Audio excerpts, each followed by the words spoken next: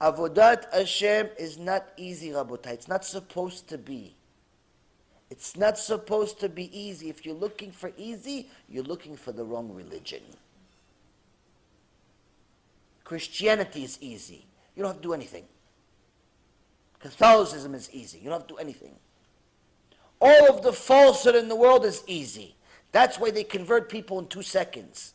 Oh, you want to be Christians? Yeah, come, we'll throw some water on you, eat a cracker that from 1937, and go, you're good, you're Christian.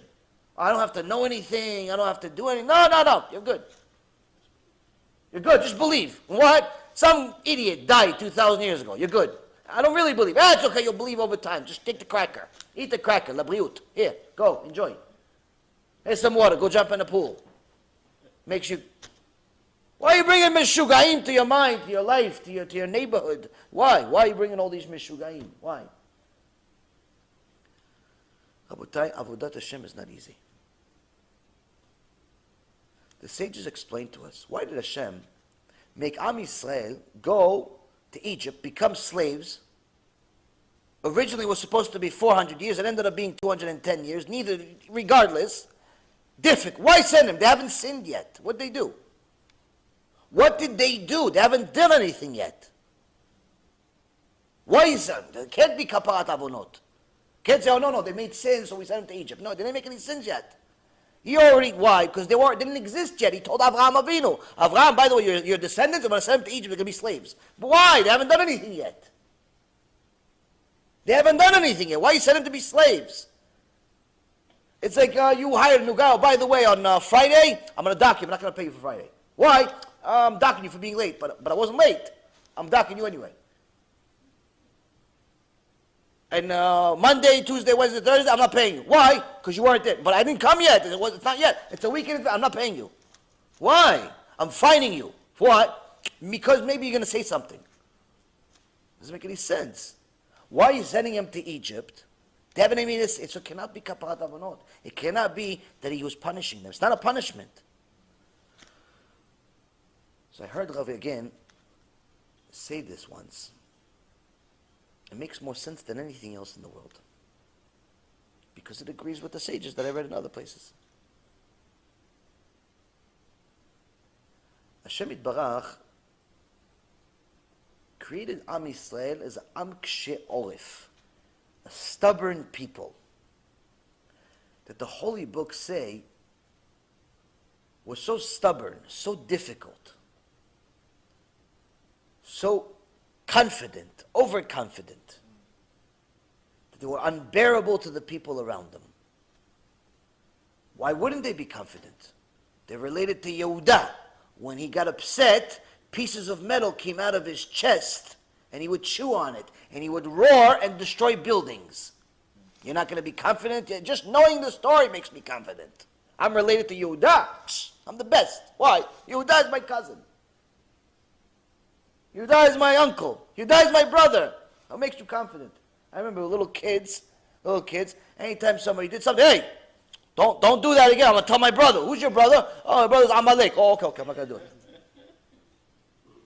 Well, he was scared of his brother. His brother's Amalek. He's 9 feet tall. No, I'm not going to do anything. Scared. So imagine you really believe you're related to Yehuda. Well, it doesn't give you confidence. Doesn't make you arrogant. Doesn't give you extra muscles even though they don't exist. You're a little scrawny, little nothing. Why? Always I'm related to Yehuda. On top of it, I'm related to Yosef HaTzadik. Yosef HaTzadik. Hashem called him Tzadik. Doesn't that make you feel like a Tzadik?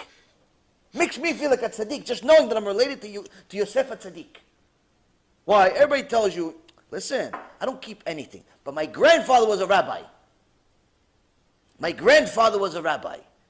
My great-grandfather was a rabbi. You know how many books he wrote? Good, he's in Gan Eden. You in Gehenom though. What's the problem? What makes you think that? But the Yetzer Hara convinces us that the fact that we're related to these tzaddikim, these kedoshim, these heroes, makes us better.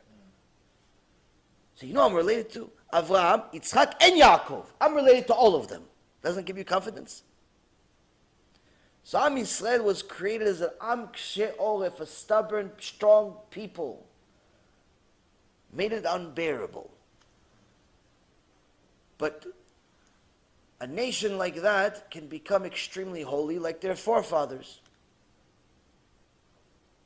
That same power gave Avraham the koach, the strength to jump into a fire without knowing whether Hashem is going to save him or not.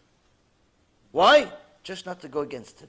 Yeah, but maybe you should just save your life, pretend like you worship their false god for 5 minutes, and then go back to worshiping God. No, not even for 5 seconds. It's worth to die than to go against Hashem for 5 seconds. Yeah, but nobody else believes it. You're the only one. You have no proof. You have no sources. There's no Torah in science. There's no Mesidat Yesharim. There's no proofs for what you're saying. You have no proofs. The whole world is idol worshippers. You're willing to sacrifice your life? Yes. Yitzchak wouldn't have done what he did and tell us, Abba, make sure you tie me really good so I don't run away from you, because last minute I may get weak. And try to run away, and I'm stronger than you. I'm younger and stronger than you. I may hit you, and then the whole blessing you did to do the slaughtering for Hashem is levatala. You're going to make a sin. So make sure you tie me good with akedah, tie my hands to my legs and everything. So it's a nice clean cut, Hashem. You're not excited about getting slaughtered without being strong and confident in your connection of Hashem. Any parent that loses a child, unless they're glued to Hashem, it could destroy them both physically and spiritually. When Yaakov found out that his favorite son is gone, and all he has to show is that he has a piece of his clothing that he gave him as a gift with blood on it, and he cannot get over the sorrow, this could have easily destroyed him in every aspect, including spiritually. But it didn't. He still stayed in Eved Hashem. You cannot be like that without being glued to Hashem. But if there's no Torah, if there's no gluedness to Hashem, there's no divekut to Hashem, you become a danger to yourself and society. And that's why the biggest enemies of Israel is Israel. Historically speaking, we have been our own biggest enemies. We shouldn't be scared of the Arab terrorists. We shouldn't be scared of the Christians, the ones that are really Christians and not Jews pretending to be Christians. We should be scared of ourselves. This is why, Rabotai Karim, Hashem sent us to Mitzrayim. Before we sinned, he said, first and foremost, the Sfarim HaKadoshim, the holy books say, you have to soften them. Soften this abundance of confidence. Show you who really runs the world. Why? To get you used to your real job in this world. Your real purpose in this world. What is your real purpose in this world? To be Eved Hashem.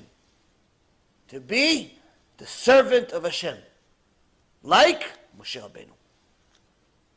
Moshe Rabbeinu, numerous times in the Torah, is called Moshe Avdi. Moses, my servant. What does it mean? Moshe Avdi. Moshe, my servant, my slave. What does it mean? Moshe, my slave, my servant. What does it mean? Well, you can give him Moshe Tzaddik, Moshe Rabbeinu, Moshe Kadosh, Moshe Tzaddik Balair. I don't know. There's so many nice names you can give Moshe. The greatest prophet ever. That's what you say to him, Hashem? Moshe, my slave, my servant? Doesn't sound so nice. Doesn't sound so nice. You say you love him, but you call him a servant? Doesn't sound so nice. That's because our definition of nice is demented. That's because our definition of nice is demented. It's wrong. Hashem gives Moshe Rabbeinu the biggest compliment in the entire Torah. He says, Moshe is my servant. What does it mean, Moshe, my servant? Moshe has gone to such a high level of connecting to me, of serving me, he's eliminated his own choice. He's eliminated his own will. He's eliminated his own desire. All he wants is what I want. He has nothing of I want. There's no I want in Moshe. There's no I want. There's no I. What does Hashem want? Yeah, but Moshe, what do you think? What do you think? Moshe, what do you say? What do you say, Hashem? What should we do? What should we do, Hashem? Don't you have a choice? You! Moshe Avdi. What's the significance of being a servant? Why can't he just be a tzaddik? Why can't he be really righteous? Why? Because a servant, Rabotai, if you have a servant, le'avdil, you have a servant, you're a rich person, you have a servant in your house, one of these live-in slaves, maids, whatever you want to call them. And they live in your house, you pay the money, they send, they send it to their country if they come from a different country, or usually they're foreigners. No disrespect, it's just a job that most Americans are too arrogant to take. But the point is, they live in your house, you give them a room, and they clean, and they cook, and they do all these wonderful things, and you pay them. Now if the Baal Habayit, the owner of the house, wakes up at 3 o'clock in the morning, and he feels like having coffee, with a little bit of some stuff on top of it, a little ice cream on top maybe a little nice little cake, fresh made, and maybe some grapes too. Wash them really nice, make sure all of the bacteria they put on it to make it look like it's fresh from the store. And maybe a few slices of apple maybe some ananas, some pineapple. He wants, it looks good. Sounds good, this sir. He wants it at 3:15 in the morning. Now he says to the servant, the slave, the maidser, whatever you want to call it, hey, make me all this stuff. Here's the menu. I want all this stuff. And she says, I'm tired. You're tired?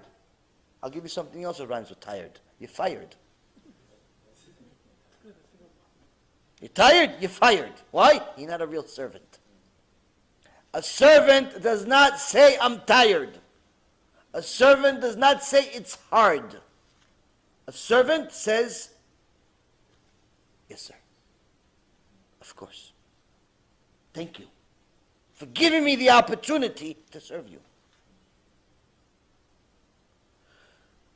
This is our mission in life as Jews, Rabotai Ayekarim. If you're looking for your purpose, this is your purpose in a few minutes. Moshe achieved that purpose. We are supposed to achieve that purpose. At the very least, strive for it. Our whole life, however long it is. And this is the reason why Hashem sent us to Mitzrayim. Why? Go there and learn what it means to be a servant. What it means to be a slave. Why? Because if you're not a slave to Hashem, you're a slave to the Goyim. You're a slave to problems. You're a slave to everything else but Hashem. Either way, you're a slave. Either way, you're a slave. Only the one that's a good one for Hashem, you get paid at the end. You get paid for eternity.